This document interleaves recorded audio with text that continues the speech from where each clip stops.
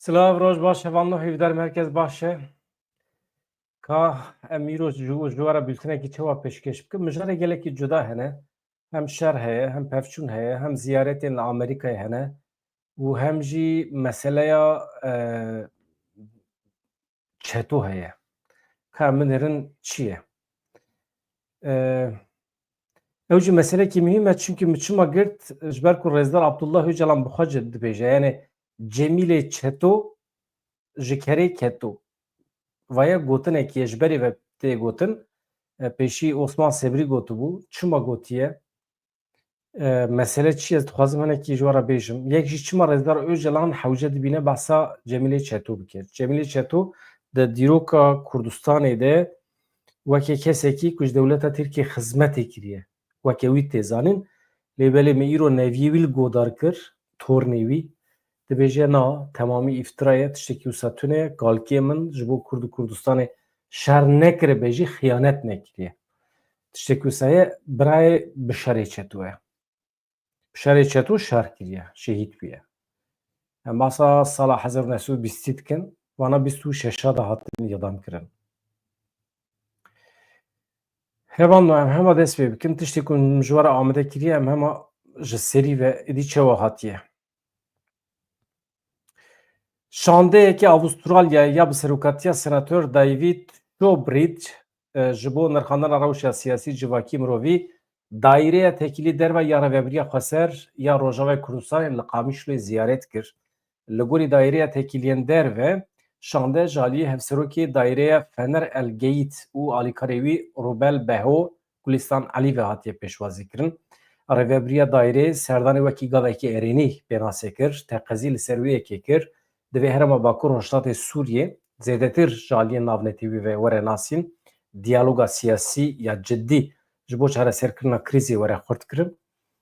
Basa peymana dehê adarê jî tê kirin, mafê jinan li gorî daxuyaniyê her du aliyan teqezî li ser giringiya çareseriyekê siyasî ya berfireh kirine wekî tekane rêya bidawîkirina krîza li Sûriyê. Wekî din dibêje pêwîst e peymana dehê adarê were bicîhanîn, mafên hemû pêkhateyên Sûriyê bi taybetî mafê jinan were garantî kirin. Di daxuyaniyê de hate ragihandin ku Senatör David bestnê tecrübeya Rêveberiya Xweser daye bi taybetî di warê beşdarbûna jinan di mekanîzmeya biryardariyê de. Senatör wekî din çi dibêje ev tecrübe wekî modeleke demokratîk ya bêhempa li herêmê ye heq dike ku were destekkirin, berfirehkirin. Spasiya hewldanê Rêveberiya Xweser kiriye ji bo parastina aramiyê, şerê li dijî terorê, balkişandiye ser rola hêzên Sûriya Demokratîk Xweserê ya ji bo têkbirina Daişê. Baş e milletê Kurd li bendiyê ku Rojavayê Kurdistanê were nasîn yani statûya Rojavayê Kurdistanê were garantîkirin ji aliyê netên wekbî ve. Ew dewletên ku tên serdana Rojava jî divê li netên wekbî piştgirî bidin Kurdan. Mühim e yani tên Rojavayê Kurdistanê vedigerin vaya bi tena serê xwe bikêrî tiştekî naye. Eger bibe rapor biçe berdestê dewletan, eger statûya siyasî were nîqaşkirin, were destekkirin ev mühim e hevalna. Ji ber ku ji me re heqeten tapû lazim e. Tapîya Kurdistanê, serweriya coğrafîk ya Rojava lazim e. Hûn dibînin sibê heteyê warê gef heye, tehdît heye.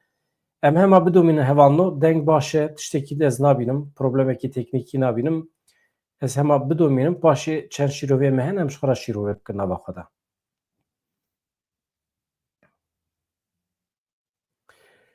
Komîsyona Ziman, Çand û Hunerê ya Dem Partiyê li Amedê li hev civiya bi 43 sazî û komeleyên ziman, çand û wêjê a Kurdî re civiya. Di civînê de daxwazên sereke yên wekî statûyekê yasayî ji bo Kurdî, misogerkirina perwerdeyiya bi zimanê zikmakî derkete pêş.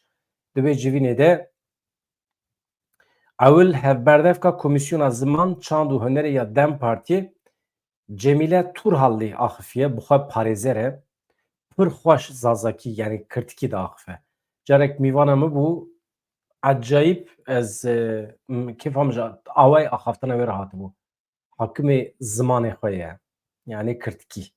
Mirov pir dixwaze yani însanê ku di van saziyan de wezîfe digirin eger hakimê devoka xwe bin yan jî zimanê xwe bin pir xweş e. Dikarin bandor li însanan bikin. Cemîle Turhallî xwe parêzer e behsa sedema wê civînê kir, civîna îro pir berfirehî bas kiriye. Yani dibêje zimanê Kurdî Kirtikî ha kurmancî dibe were naskirin ji aliyê qanûnên dewleta Tirkiye ve. Hevberdevkê Komîsyonê Heval Dilbihar jî axivî û tarzê xwe îfadekirinê ê Heval Dilbihar jî ecayîb xweş e. Kêfa min ji axaftina wî re jî tê. Ew jî çend cara bû mîvanê min. De hem di kanala me de hem jî bi şiklên cuda.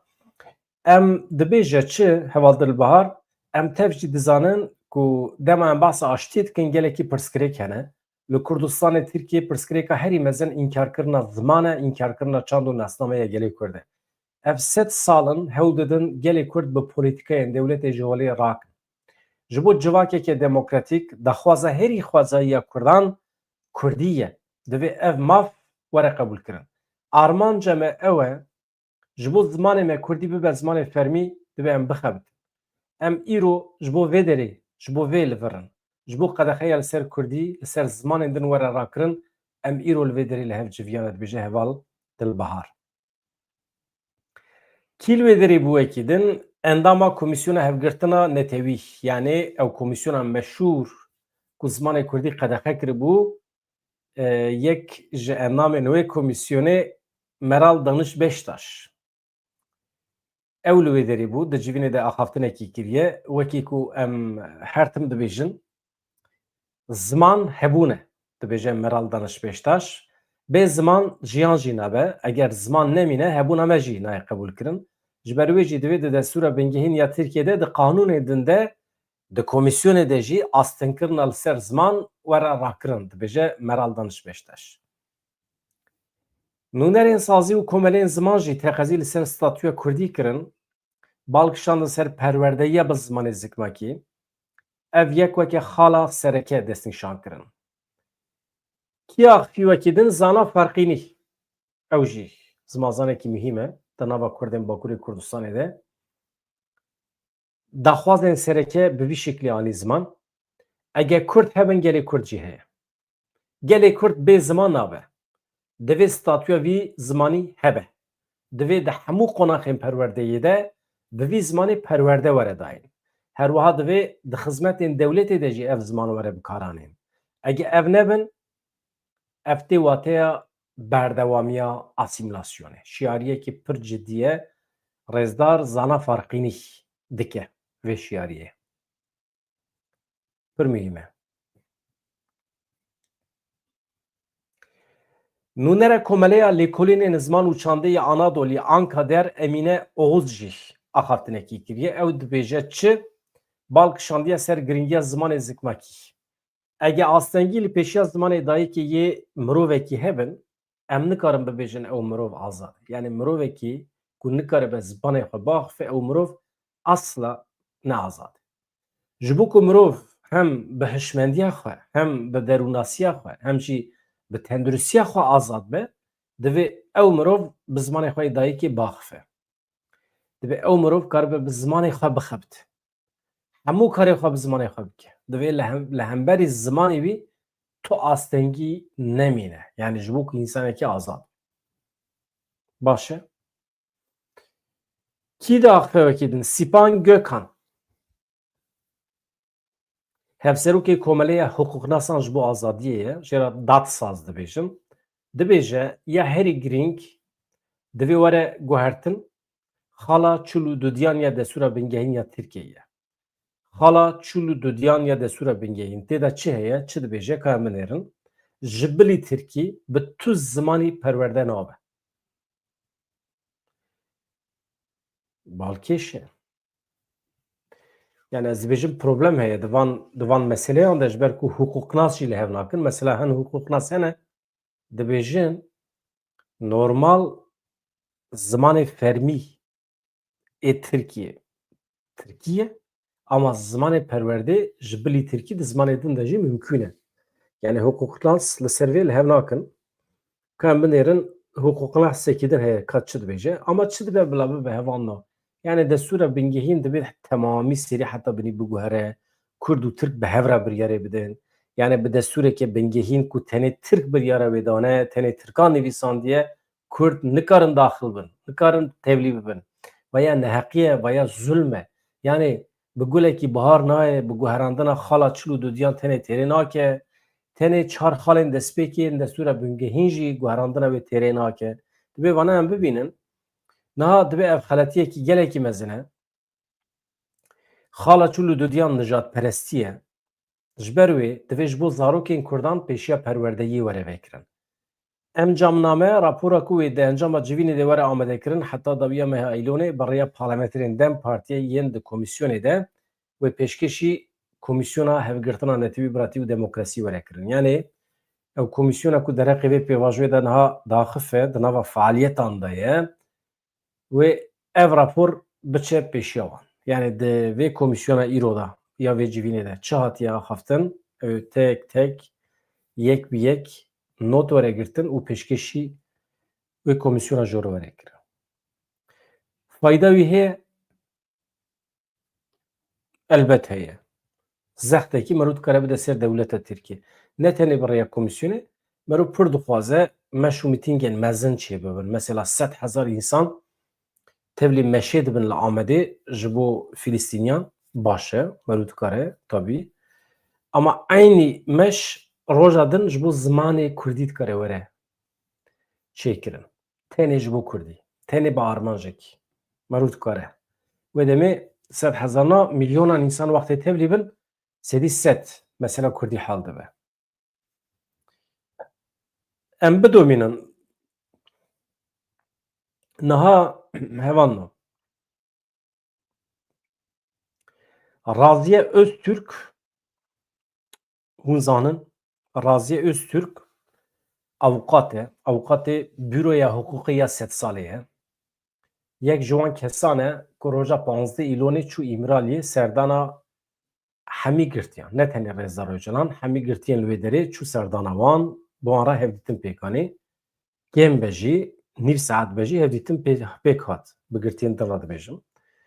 Raziye Öztürk dibêje 15 Îlonê em bi sê parêzeran re çûn îmiraliyê. Piştî salan me müvekilê xwe dîtin bi birêz Abdullah Öcalan re saet û nîv bi girtiyê din re jî me nîv saetî her yekê hevdîtin pêkanî. Hamilî Yıldırım, Ömer Hayri Kunar 10 salan şûn de ancak karîn parêzerê xwe bibînin. Mixabin hevdîtina parêzeran bi giştî hatibû astengkirin.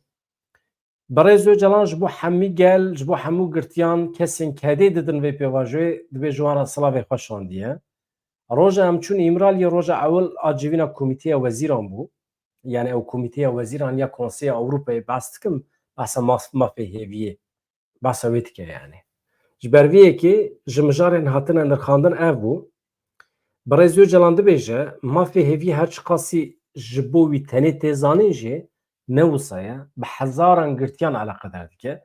Birêz Öcalan dibêje divê tegihîştina Kurd bigihêje formekî û were fehmkirin. Bêguman rastiyek heye ku pêvajoyên wisa yekalî nameşin. Ji meha cotmê hêvir ve bi banga Birêz Öcalan re kongre li hev kombû kongreya PKK, dawî li rêbaza têkoşîna çekdarî hat, dûre diviya bû entegrasyona demokratîk û qanûnên azadiyê biketa jiyanê. Birêz Öcalan dibêje aliyê siyasî, aliyê civakî, aliyê aborî çandî ya pirsgirêka Kurd heye, mesele ne tenê siyasî ye jî, ev bi reformên hukukî ancak dikare were çareserkirin. Di vê çarçovê de divê ew komîsyona ku hatiye avakirin li gorî pêvajoyê aştî û civaka demokratîk tev bigere. Li muxatabê pêvajoyê Birêz Abdullah Öcalan demil dest godar bike biçe cêm wî. Dîsa em dibêjin divê serarastkirinê qanûnî bênekirin, azadiya fîzîkî ya Rêza Abdullah Öcalan pêk were. Niha Raziye Öztürk dibêje vana. Bifikirin ku komîsyon mehekî berê biryar da ji bo biçe Öcalan godar bike li hêjî neçûye. Ya pir dereng tev digerin. Halbuki biçe godar bike belkî jî li benda Tayyip Erdoğan'ın. Tayyip Erdoğan eger lambeya kesk jê re were vêxistin li Washingtonê dibe ku vegere ser eyarê xwe yê berê. Yani eyarê berê çi ye? Eya rêberê faşîzm e. Niha jî faşîzma xwe pêk tîne ama zêde ne li hemberî Kurda, li hember CHP pêk tîne. Yani insanê faşîst li her derê faşîst e. Li hember Kurdan hebe, li hember kesê din pêk tîne. Ji ber vê yani karakter xirab e. Karakterê wan xirab e.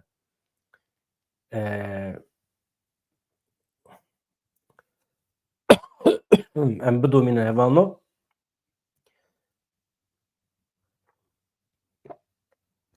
rêveberên dewletan xwedî karakterê bozux bin, xirab bin, pir zehmet e hevana. Dibe ku destê xwe dirêjê tê bike bi te re li hevarê ama sibê ji ber ku yani ez hêjî li bendê me ku dewleta Tirkiye lêborîn bixwaze ji Kurda. Ez ê werim ser vê meselê. Heta ku ji Kurda lêborîn nexwaze ê min bawerî bi dewleta Tirkiye bi rêveberê wan nayînim.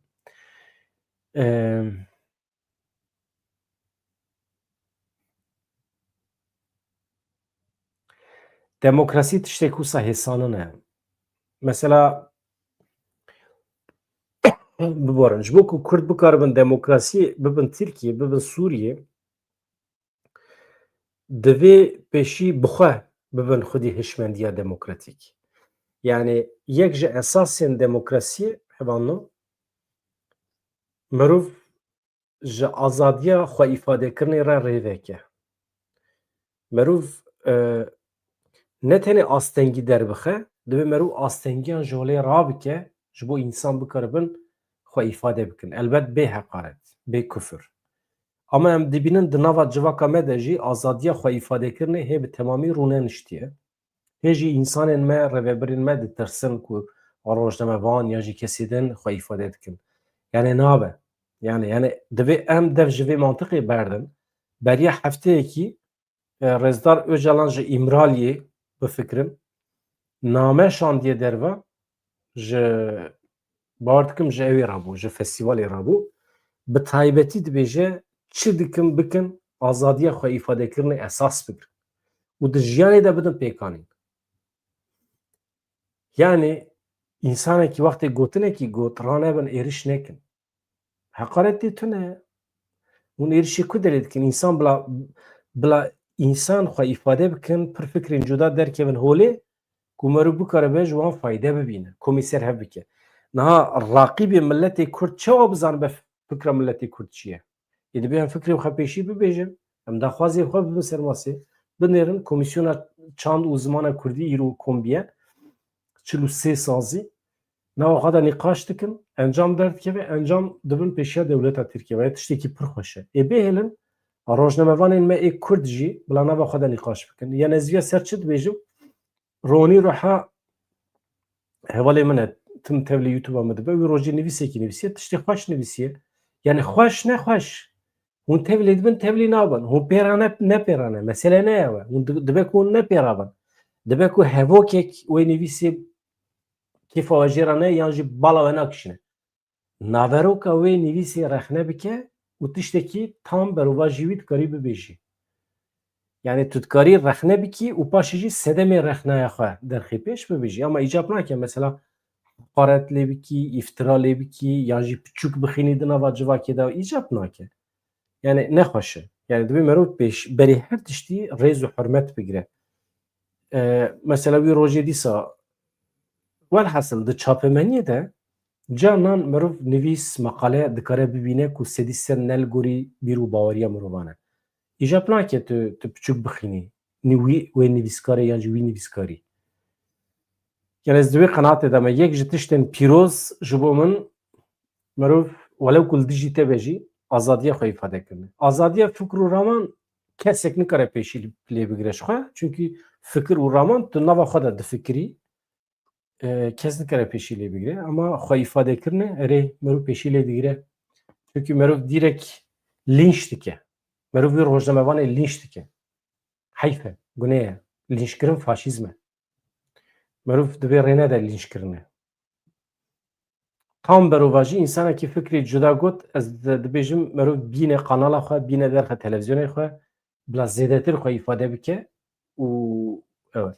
Ez ji vê derê divê qanala me de tim dibêjim carekî din bibêjim, dubare bikim. Kî dibe bila bibe bi taybetî kesên ku di derheqê vê pêvajoyê de dixwazin bersiv bidin pirsên milletê me. Dibe siyasî bin, dibe rojnamevan bin. Ez pir dixwazim werin vê derê bibêjin heval ez amade me kî dibe bila bibe bila derheqê vê pêvajoyê de pirsê xwe ji me bike û em jî bersiv bidin. Mesela ez pir dixwazim kanala me vekiriye ji her kesî re, ji rêveberên tevgerê re, ji rojnamevanan re, ji hemî derdoran re millet bipirse û hûn jî bersiv bidin. Werin kerem kin, nexeme yani em dixwazin tiştê wisa. Baş e. Eger hûn nayên tê wê manî ku we fehm nekiriye, we ne pêvajo fehm kiriye, we ne pergal fehm kiriye, ne hûn zanin em ber bê ku derê ve diçin. Ji ber vê yekê belkî hûn cesaret nakin bersiv bidin her pirsê ku ji nava civakê derdikeve. Ev tekoşîna me ji bo civakê ye. Civak mafdar e pirsan bike, em ber bê ku ve diçin. Wê çi bibe qedera me? Heqê me ê netewî wê çi wabe? Bana pirsên pir normal in. Pirsên pir însanî ne hevalna. Em hema bidomînin Raziye Öztürk gotinê wî hene em gelek ketin navberê ez hema ji serî ve bigirim heta dawî biçim.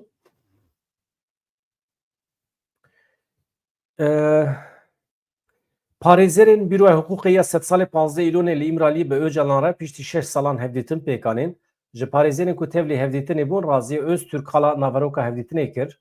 Öztürk got 15 îlonê em bi sê parêzeran çûn İmraliyê piştî salan şûn ve me müvekilê xwe dîtin.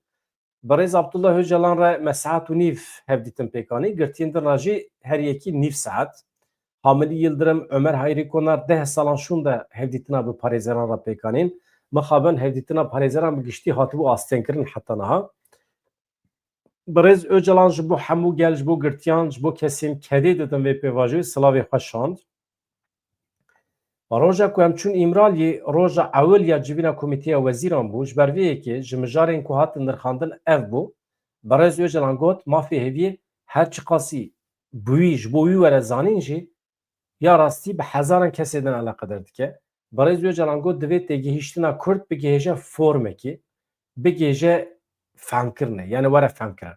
Bêguman rastiyek heye ku pêvajoyên wisa yekarî nameşin.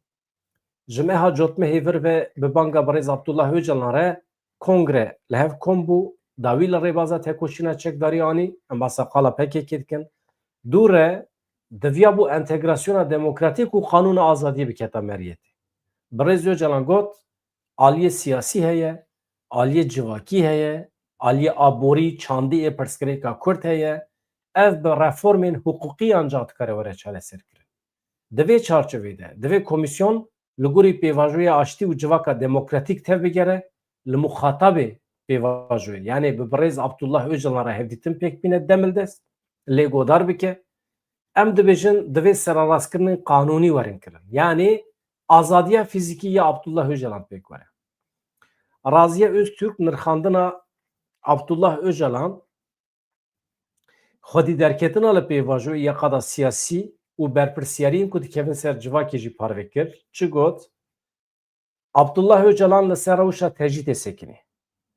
Dibêje ancak dema ku kes bibin xwebûn wê çareser bibe mesele.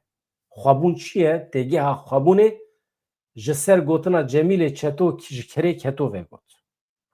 Pir balkêş e li İmraliyê Abdullah Öcalan ji parêzera xwe re dibêje Cemîlê Çeto ji kerê keto.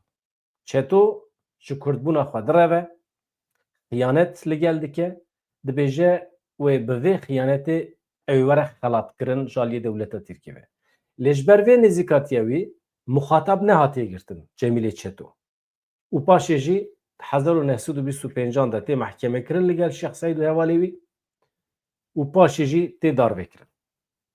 Bi wesîleya vê mînakê Abdullah Öcalan bal dikişîne ser xwebûnê. Dibêje di vê esasê de dikarin azad bibin. Yani ji dewleta Tirkiye re xizmetê nekin, hevkarî nekin, vegerin xwe xwebûn. Yani mesajekî pir vekirî dide bi rêya parêzerê xwe. Raziye Öztürk diyar kir ku Abdullah Öcalan di mijara xwedî derketina li pêvajoyê de siyaset yani aliyê siyasetê rehne kiriye. Gotiye îradeyekî qels tê meşandin ama îradeya siyasî gelo mesele tenê aliyê dewleta Tirkiye yan îradeya siyasî ya Kurdan jî rehne dike. Vê derê de bawekî zelal nehatiye nivîsandin. Yani qesta wî çi ye îradeya siyasî? Ya Kurdan heye ya Tirkiye heye. Araziya Öztürk wiha nîzman. Birêz Öcalan di derbarê Xwedî derketina pêvajoyê ya aliyê siyasetê ve rexne kir ku îradeya qestê nîşan. Tespîta ku mijara esas ji nedîtî ve tê li pê menfaet û rantê ne pevçûna vê têkirin ez bawer dikim behsa aliyê dewleta Tirkiye dike. Yani çünkü behsa rantê, behsa menfaetê têkirin, behsa pevçûna navxweyî têkirin. Yani demek di wê manê hêjî tam serwext nebûne.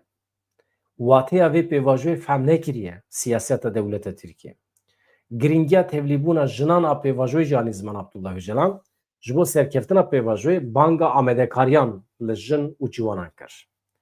Raziya Öztürk di dawiya axaftina xwe de da zanîn ku divê hevdîtinên parêzeran êdî bawekî sîstematîk bêkirin. Hevano eger hûn du deqe bidin min ez behsa vê meseleya çeto bikim. Niha Abdullah Öcalan li girava İmraliyê dibêje Cemîlê Çeto ji kerê keto. Balê dikişîne ser hevalbendiya Cemîlê Çeto ya bi dewleta Tirkiye re. Sal 1924. Di wê demê de ku Şêx Seîd û hevalê xwe û gelek şoreşgerên din ên Kurdistanî di nava hewldanan de bûn ji bo bikaribin pergalekê ji bo Kurdan ava bikin. Tam di wê demê de Cemîlê Çeto bi dewleta Tirkiye re dikeve nava hevkariyê û însanan didegirtin veya îdia ne ez nabêjim sedî sed û se ji ber ku tarîx meselekî pir hesas e hevano sedî sed veya ne fikra min e ez nabêjim niha berova jî wî jî tişta dibêjim yani tê gotin ku wisa kiriye lê ez barim ser wê meselê tişta dîroka fermî a Kurdan dibêje Cemîlê Çeto xıyanetê li şoreşgerên Kurdistanî kiriye ew dane girtin û paşê jî di dema Mehkemeya İstiklalê de ya ku li Amedê hatiye avakirin di wê mehkemê de dewleta Tirkiye ew qasa ew bêrûmet kiriye navê wî jî bilêv nekiriye. Wextê ku hatiye girtin ne tenê ew bifikirin. Ew hevjîna wî û çar kurê wî tên girtin û tehe çar kurê wî jî tên îqdam kirin. Tevê wî jî. Îja wisa piçûk xistiye di nava cemîetê de navê wî jî negotiye. Mesela kursî yek, kursî du, kursî sê çar wisa numerê kursiyan heye Cemîlê Çeto dane ser kursiya yekem ja hakimê mehkemê dibêje ji kursiya yek heta 15 kî rûniştiye nexeme hemî bilawarin îdam kirin. Mesela ji kursiya 15 heta nizanim 36 bila ew 15 sal ceza li wan were birîn. Ji kursiya numera çin yani rast li gorî xwe ne li gorî navan ne li gorî navaroka îfade Kurdan mîna pez dibînin û ji xwe re li gorî xwe biryar didin. Veya pezê qurbanê ye veya bila bimîne qurbana din veya yani bi vî şiklê nêzî wan bûne. Îja Cemîlê Çeto xizmetê kiriye nekiriye êdî ew derdê dewleta Tirkiye'nin ne?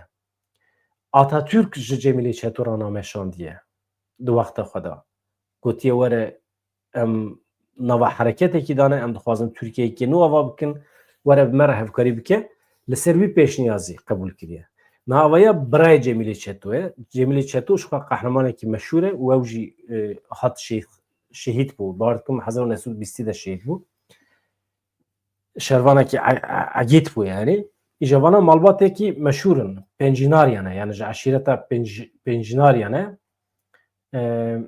Ez nekevim dîroka wan vê gavê lê hevano ji kerema xwe re baş gudarkin tiştek ku ji we re dibêjim. Veya Cemîlê Çeto ji kerê keto ev gotin ji ku derê tê wextê ku mehkeme bi dawî dibe Cemîlê Çeto dibîne ku ceza îdamê lê hatiye birîn li wî û zarokê wî ji ber ku divê qenaetê de bû sedî sed ew diçe mehkemê tên darvekirin lê ew tê beraat kirin yan jî tê xelat kirin lê wisa nebiye.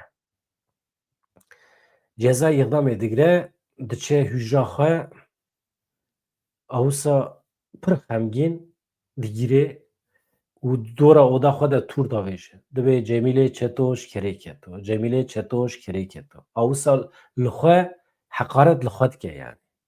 Çawa ketim yani poşmaniya xwe beyan dike. Poşmaniya xwe beyan dike. Ji Öcalan balê dikişîne ser rewşa vî Camerî divê merov nekeve vî halî. Asla divê Kurdekî nekeve vî halî. Baş e? Naviya hemî bidin aliyek. Vaya çîroka fermî ye. Baş e hûn ê bibêjin Cemîlê Çetol li hûjra xwe geriyaye û ev gotin gotiye kî dizane? Kî gotiye? He, vaya mühîm e.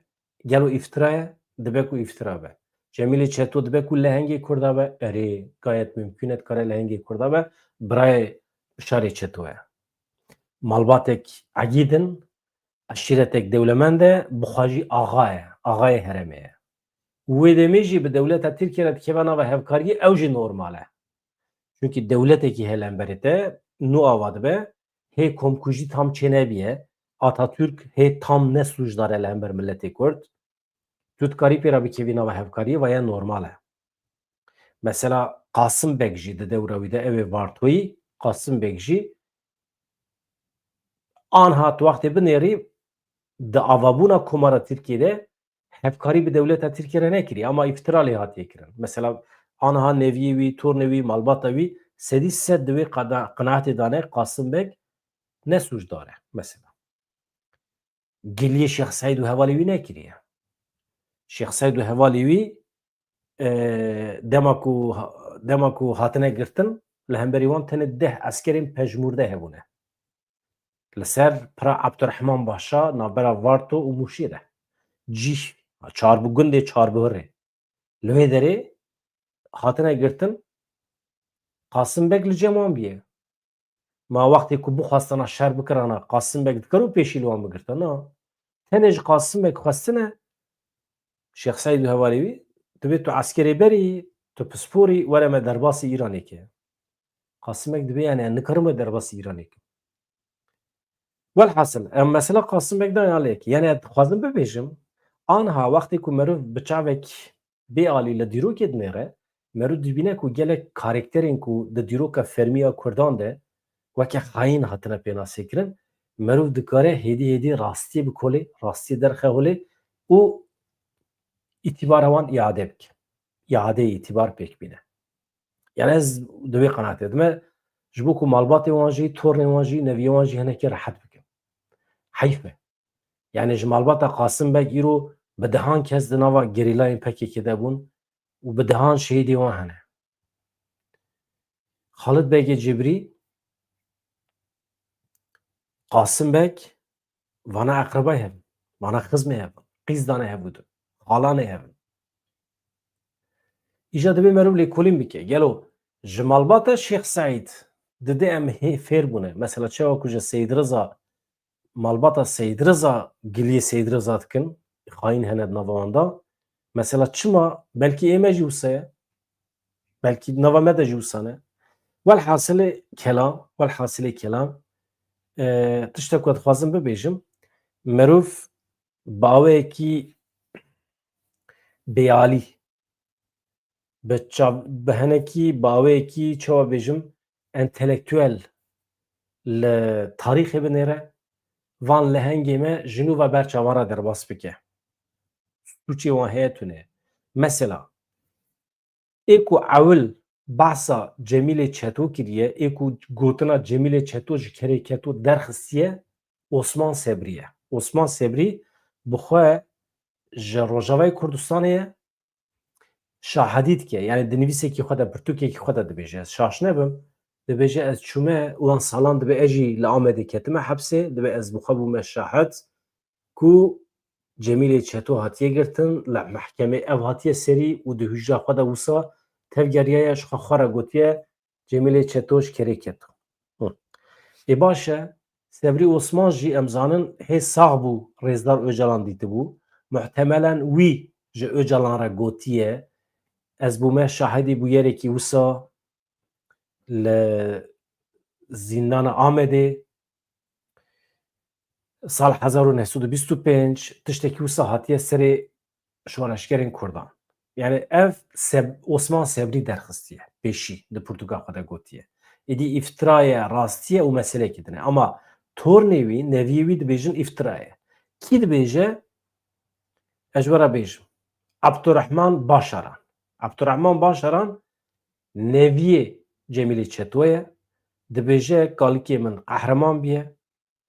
Çûye şer kiriye. Hatta wextê ku şoreşkerên Kurdan ên mîna Şêx Selheddîn çûne mala wî hewandine û gelek şoreşkerên din hewandiye ji xwe bi xwe axa bîye û tu cara ji dewletê re negotiye. Mesela dewletê di wê mehkemê de jê pirsiye. Te filan filan filan kesî mala xwe de hewand bersiv nade.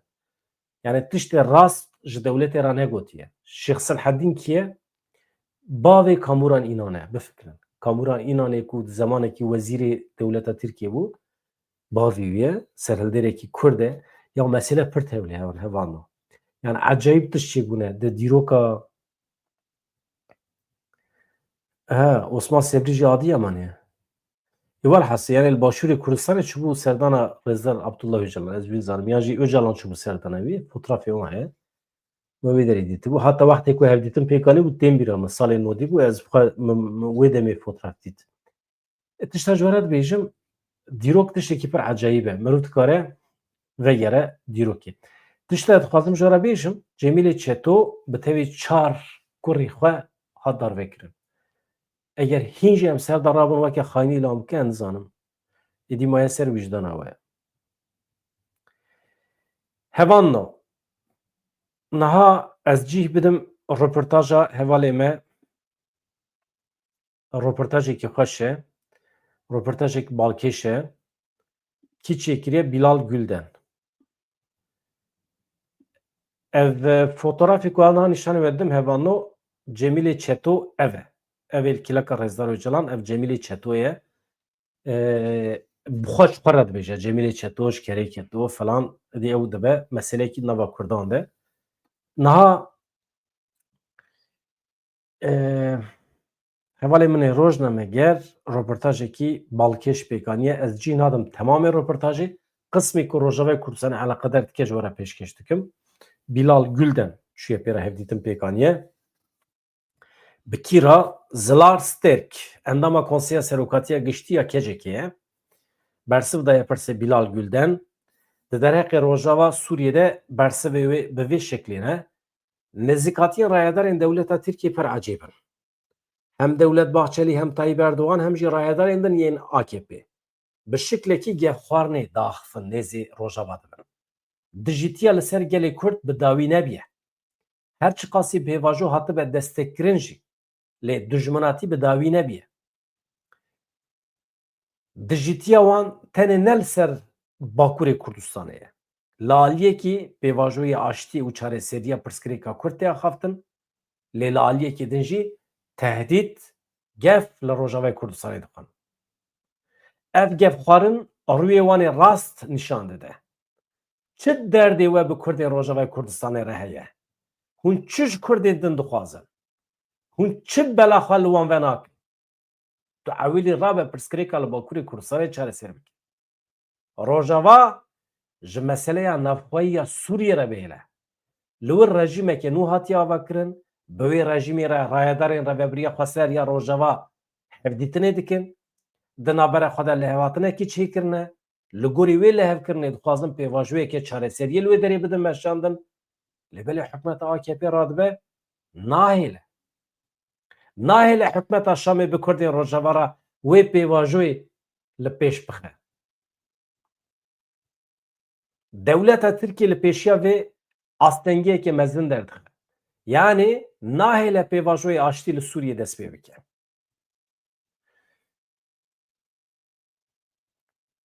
Hikûmeta Şamê ya Ahmed Elşara bi îradeyekê serbixwe tev nagere. Ji Ahmed Elşara zêdetir rayedarên dewleta Tirkiye wê derê bi rêve dibin. Dewleta Tirk a xwe li ser şara Ahmed Elşara ferz dike, eger dewleta Tirk destê xwe jê vekişîne rayedarên Şamê, rayedarên Reveberiya Xweser pir bi rehetî dikarin di nava xwe de pirsgirêkê xwe çareser bikin. Li Sûriyê hîna hevsengiyekî nehatiye rûniştin. Zagon saziyekî nehatiye avakirin. Qedera gelên Sûriyê wê çi bibe viya hîna teqez çê nebiye. Her roj jin têne qetilkirin. Elewî Durzî têne qetilkirin. Hê jî şilûbûnekî heye li Sûriyê. Lebelê niha rayedarên dewleta Tirkiye dibêjin bila Kurdên Rojava werin çekê xwe dayînin. Bi tek hetiye Kurdên Rojava çekdatinê ya danayînin. Ew pirsgirêka Kurdên li wê derê ye. Eger çeka dayînin, daneynin, li hev dikin, li hev nakin. Hê li Sûriyê xwîn tê rijandin. Çar aliyên Kurdan weke agir e. Hê komkujî tê çêkirin, şer heye, pevçûn heye. Divan şert û mercan da Kurdên Sûriyê çawa rabin çekê xwe dayînin? Tiştekî zelale divê herkes fehm bike. Kurdên wê derê divê qedera xwe bi xwe diyar bikin. Danîna çekan, nedanîna çekan, Kurdên li wê derê ew ê bi xwe biryar bidin. Dibêje Zilar Stêrk, fermandara Kurd. Çawa ye hevano? Qismê ku Rojavayê Kurdistanê eleqedar dike, ew bû min ji were xwend. Yadin jî hevano niha ev komîsyona meşhûr a hikûmeta Tirkiye a parlamentoya Tirkiye, Komîsyona Demokrasî û Xuşkûbiratî û Piştevaniya Millî û al Meclîsê civîna xwe ya 12 bîst û çarê îlonê roja çarşemê pêktîne. Komîsyon wê hin li saziyên cuda ê fikrî godar bike. Derûniştina destpêkê de saet 11 de ji xwe roja çarşemê wekî tevlî bibe binêrin. Wexfa lêkolînên civakî, aborî û siyasetê SETA, navenda lêkolînên civakî ya Dicleyê Dîtam, lêkolîna Rawest, navenda karên Kurd KCS, Wexfa lêkolîn perwerde û çandê ya Ekopolitîk EKAV, ew ê li wan godarî bikin. Derûniştina duyem de jî komîsyon wê li nûnerên Enstitûya Enqereyê navenda lêkolînên qadê yên sosyopolîtîk SAHAM, Wexfa lêkolînên polîtîk aborî ya Tirkiye TEPAV, navenda lêkolînên rojhilata navîn godar bike. Hevano niha axaftina Mehmet Emîn Aktar heye, min ji rûda wê girtiye, axaftinekî pir balkêş e. Ez dixwazim ji we re pêşkêş bikim, eger 4 deqê we hebin, muhîm e. Binêrin çi dibêje? Serokê Baroya Berê a Amedê bû, yani Serokê Berê Baroyê bû, Mehmet Emîn Aktar, parêzer. Li ser pêvajoyê hin tiştan dibêje. Yani bersiv daye şêwirmendê Tayyip Erdoğan ew ku rojê min jê re gotibû beredayê basa qonaxên vê pêvajoyê dike, komîsyon divê çawa hereket bike, yani heta ku temamê PKK çekadaneyî ne, qaşo ew ê li meclîsê qanûnan dernexin. Êkamederê Mehmet Emîn Aktar çi dibêje? Dibêjin bila çeka deynin em ê paşê qanûna biguherînin. Wê çeka deynin ku derê? Kesên çeka dayînin werin ku derê? Ew ê çi were serê wan? Encam wê çi bibe? Gelo tu ê werî bi gewriya wan bigirî dîsa wan jî bavê jê zîndanê.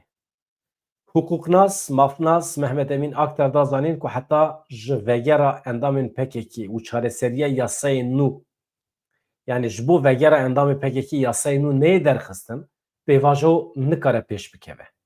Pêşî divê yasa hebe, paşê çek bêne danîn. Serokê Berê Baroyê Amedê Mehmet Emîn Aktar bersiv da pirsên Stîma Abxezêrî. Aktar diyar kir ku nêrîn û hêviyên dewleta Tirkiye û Kurdan ên ji pêvajoyê cuda ne. Yani dewleta Tirk tiştên cuda hêvî dike, Kurd tiştên cuda hêvî dikin ji vê pêvajoyê. Viya ji xwe tê zanîn em berê ve jî dibêjin vê meselê. Dewlet meselê tenê wekî terorê pênasê dike. Armanca wî ya sereke jî tenê çekdanîna PKK ye. Lê Kurd bi giştî hêvî dikin ku divê pêvajoyê de em bigihêjin çareseriyek. Mafê Kurdan yê netewî were naskin.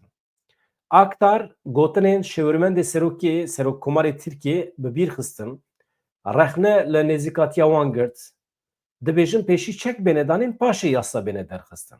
Aktar teqezî li ser wê yekê kir, bê misogerkirina yasa çekdanî nemimkün e. Pêşî divê gavekî bêavêtin, zagon divê derkeve, qanûn derkeve, bêje Mesela yani veke kesê ku çekan berde ez wî ceza nakim. Di derheqê wî de lê pirsîn venakim. Heta ku zanû gonekî derkeve yani ne hêvî ne jî bawerî ji bo civakê çênabe. Yani dibê welhesıl we fehm kir. Heta qanûn dernekevin millet baweriya xwe bi vê pêvajoyê nayîne. Di wê manî de dibêje. Dewletê heta niha tu gavekî berbiçav navêtiye. Civaka Kurd dibîne ku heta îro tu gav nehatiye avêtin. Dibêjin em ê komîsyona ava bikin lê di wê komîsyonê de dayîkê me nikare zimanê xwe jî biaxivin. Li Tirkiyeyê pênaseya wisa berfireh ya terorê heye nayê gotin.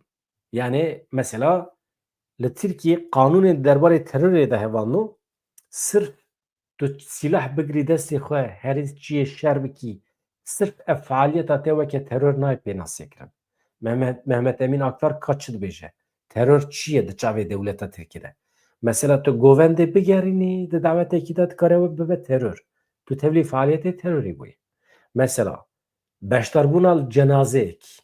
Mesela merasimekî cenaze heye tu çî çadırê, çadıra sersaxiyê tu tevlî merasimekî terorîzmê bûyî mesela.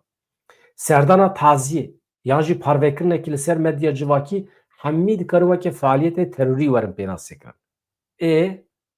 Kurd çi bêjin? Kurd çi gavê bavêjin? Yani Kurd xwarin dixwin ve xwarin dixwin zexîre kom dikin çi faaliyet dikin tu radibî wana weke teror pênasê dikî. Wê çawa bibe? Hebata Kurd û kurdewarî dibe teror.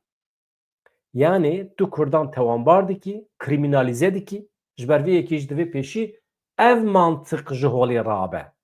Yasa bêne zelalkirin. Hevala me ya rojnameger dipirse Sîma Abxezêr rewşa bi hezaran girtiyên siyasî yên li zindanê dewleta Tirkiye dipirse ji bo berdana wan divê çi were kirin. Mehmet Emin Aktar bal dikişine ser biryara dadgeha mafê mirovan ya Ewropayê ya ji bo doza Kobanî. Dibêje di pêvajoya berê de jî me digot divê yasa bêne serarastkirin.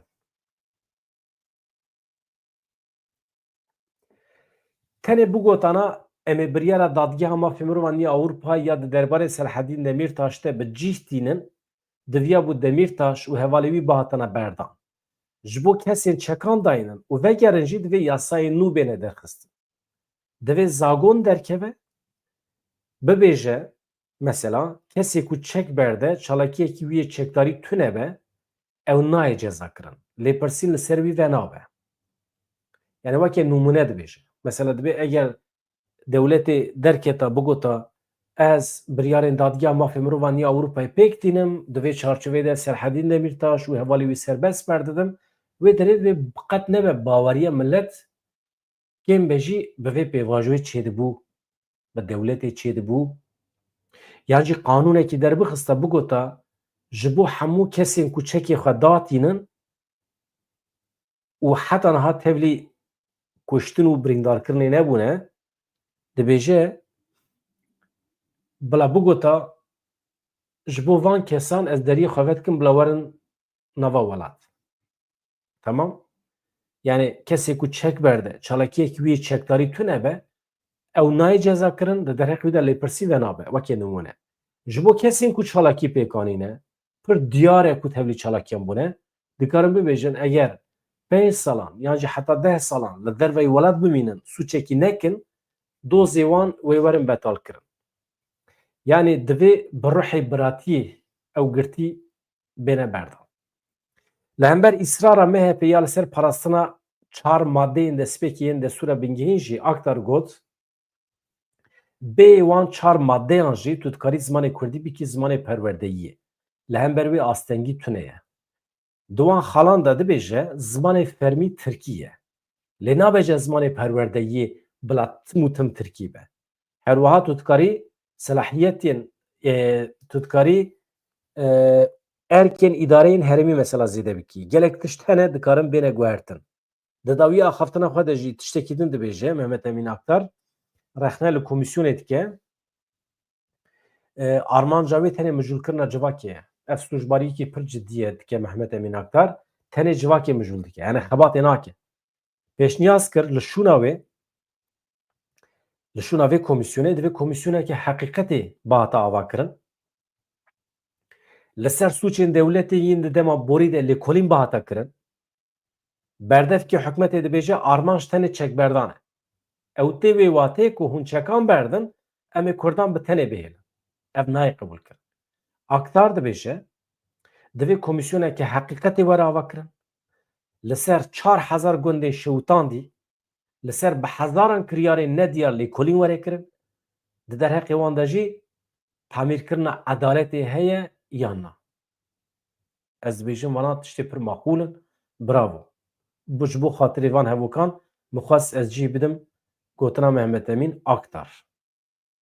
Parêzer Serokê Berê yê Barwayê Amedê.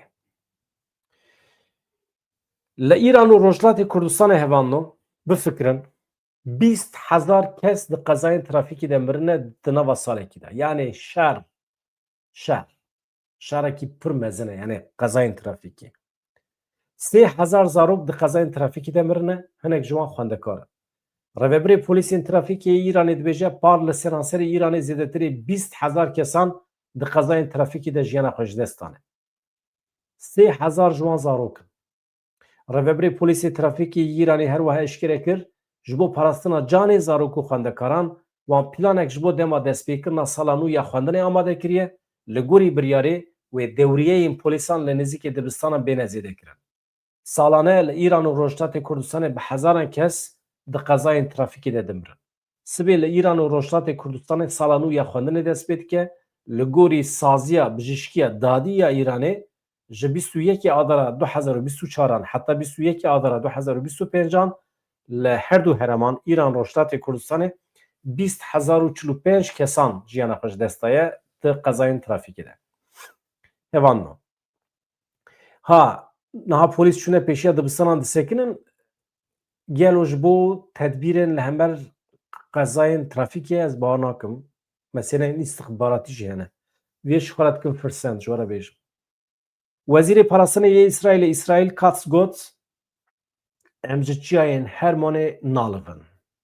Wezîrê Parastinê yê İsraîlê çû çiyayê Hermonê yê li başûr Rojavayê Sûriyê.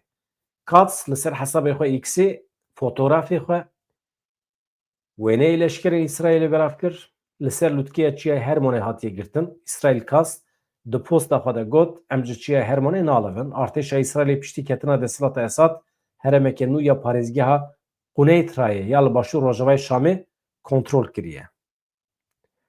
Ev jî bi vî şikliyê hevando.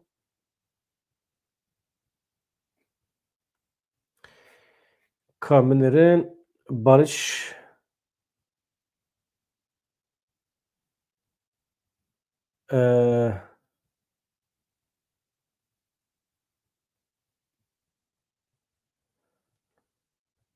tişnabe.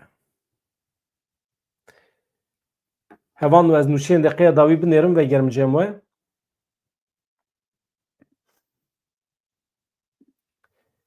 Başî jî eger pirsê hebin pirsê xwe bikin.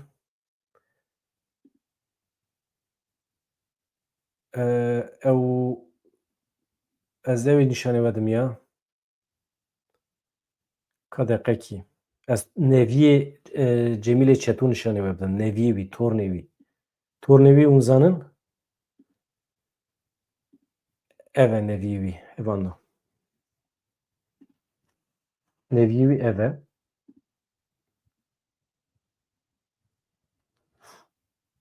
Ev jî Cemîlê Çetû ye fotoğrafî li jor e.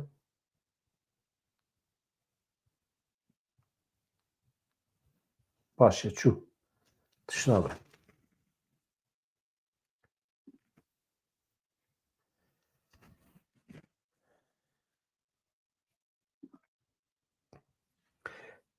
Tamam. Tiştekî wisa lezgîn nûçeyekî lezgîn de qeda wî ku ez ji we re pêşkêş bikim vê gavê xuya nake. Eger çêbe jî ê min hûn zanin mesela mina tenduristiyê hê didome. Ez îro diçim randevuya mina doktor heye. Ez ê biçim ka encam bigirim hinek analiza xwîn û beden hinek bidin berhev ka nexweşiya me ji nexweşiya me re derman tê dîtin nayê dîtin mutlaka dê dîtin ya. Min ez zû zû nexweş nakevim. Ha tona dengê min ketiye temam ew ji ber xitimandina poz û go ye. Yani havê gavê ez pir zehmet xwe dibîsim. Dengê min jî nayê min. Mîna ku merû di binê avê de be. Her derê me girtiye. Ez ana xwe di binê avê de hîs dikim. Wisa goyê min xitimandiye, pozê min xitimandiye, bawer dikim sinûs girtîne. Îja tansiyon jî bilind dibe.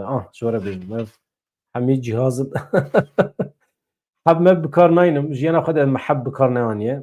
Jiyana xwe de nexweş neketime. Min şevekî ji xestexanê derbas nekiriye heta vê saetê. Ez dibêjim em ê bidomînin bi vî şiklî. Ka hevan nû nebûne evindam, ka hûn nebûne abone îro, ez nabînim. Ka çi hev heval bibin abone baş dibe ez zanim. Mesela nîvê hevalê ku li me temaşe dikin ne abone ne. Heqeten ne baş e ha. Ma çi dibe dünya xirab be hûn bibin abone. Ha belkî jî nava temaşevanê me de ê ku nebûne, ê ku xwe qeyd nekirine YouTube'ê de hene. Ew nikarin bibin abone rast e dibê xwe qeyd bikin pêşê. Deb xatirê we silav rêz ji we re.